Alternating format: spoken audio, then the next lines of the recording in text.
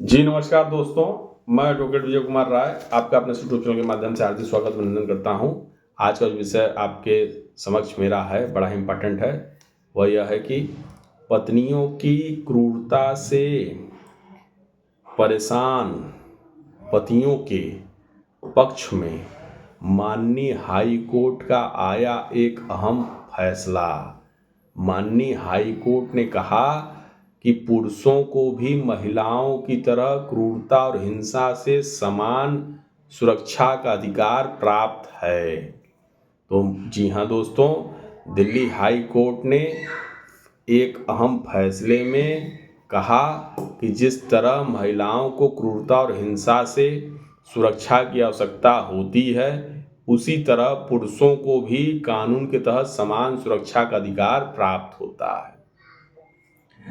माननीय कोर्ट ने एक अहम टिप्पणी में यह कहा कि अपने पति के साथ क्रूरता करने की आरोपी एक पत्नी को अग्रिम यानी एंटिसिपेटरी बेल जमानत देने से इनकार कर दिया।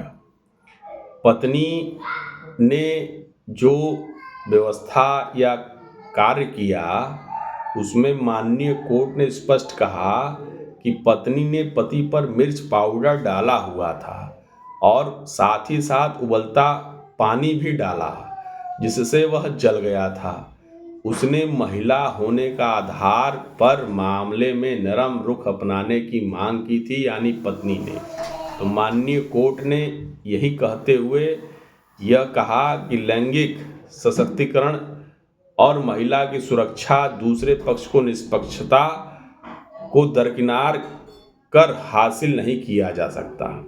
न्यायालय ने कहा कि जब शारीरिक हिंसा या चोट पहुंचाने की बात होती है तो वहां लिंग के बीच अंतर नहीं किया जा सकता, यानी वहां यह नहीं देखा जा सकता कि एक्यूज्ड महिला है या पुरुष है।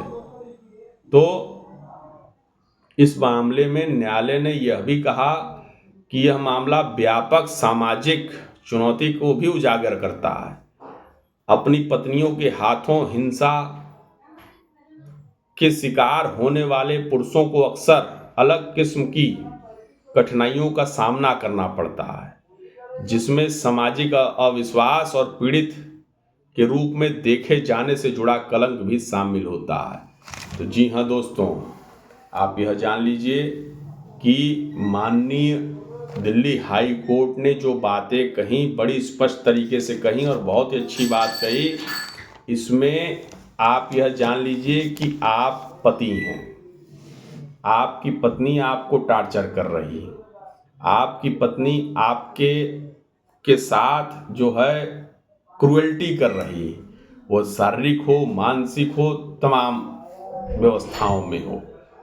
तो ऐसा न समझिए, मैं बार बार यही कहता हूँ, चूंकि अतुल सुभाष की जो घटना हमारे देश में हो रखी और हुई, वैसे हमारे कई जो है भाई बंधुओं की व्यवस्थाओं में कई पुरुषों ने जो है आत्महत्या की। तो वह इन चीज़ों को समझने की व्यवस्था में नहीं थे कि भाई कानून सबके लिए है। देखिए आपे के पक्ष में एक निष्कर्ष आया ना, ये आपे के पक्ष में जो है एक जजमेंट आया, जिसमें हाई कोर्ट ने दिल्ली हाई कोर्ट ने स्पष्ट कहा कि यदि कोई पत्नी अपने पति को टार्चर कर रही तो उस व्यवस्था में उसने जो है एंटिसिपेटरी बेल की मांग की, एंटिसिपेटरी बेल खारिज हो गई दिल्ली हाई कोर्ट द्वारा।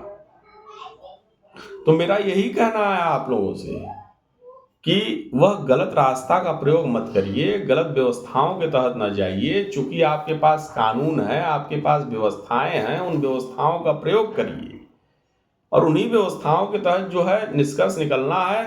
पूरा खेला जो है एविडेंस का है, जो भी वकालत करता है वो एविडेंस पर ही करता है। बिना एविडेंस के तो वो तो जान ही रहा कि हाँ मुकदमे का क्या डिस्पोज होगा।